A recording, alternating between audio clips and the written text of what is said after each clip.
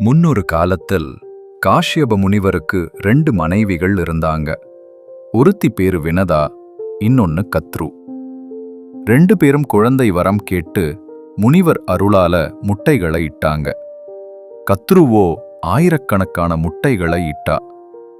ஆனா வினதாவுக்கு 2 முட்டைதான். கத்ரு முட்டைகள்ல இருந்து சீக்கிரமே அவளோட பிள்ளைகள், அதாவது நாகப்பாம்புகள் ஒன்றன் பின் ஒன்றாக வெளியே வர ஆரம்பிச்சது. கத்ருவின் நூற்றுக்கணக்கான பிள்ளைகள் சீக்கிரமா வந்ததை பார்த்த வினதாவுக்கு அவசரம் தாங்க முடியல. ஐயோ, எனக்கு மட்டும் ஏன் இன்னும் குழந்தை வரலைன்னு பொறுமை இழந்து போனா. அவசரப்பட்டு தன்னோட 2 முட்டைகள்ல ஒன்ன உடைச்சு பார்த்தா. அதுல இருந்து முழுமையடையாத பாதி வளர்ச்சி அடைஞ்ச ஒரு குழந்தை வெளிவந்தது. அந்த குழந்தை கோபத்தோட தாயை பார்த்து, என்னோட வளர்ச்சி முழுமையடைய காத்திருக்க உனக்கு பொறுமை இல்லையான்னு கேட்டுச்சு. அந்த குழந்தைதான் பின்னாளில் சூரிய பகவானின் தேரோட்டியான அருணன்.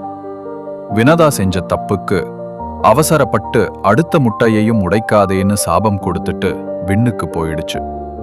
அப்போதான் வினதாவுக்கு பாடம் புரிஞ்சது. ரொம்ப காலம் பொறுமையா இருந்தா.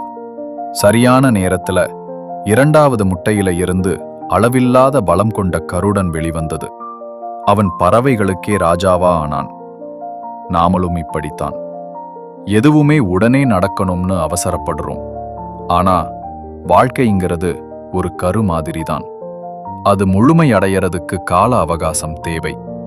அவசரப்பட்டா மொத்தமும் சிதஞ்சிரும். சரியான நேரத்துக்காக பொறுமையுடன் காத்திரு. அப்போதான் உன் பலம் கருடன் மாதிரி முழுமையா வெளிவரும்.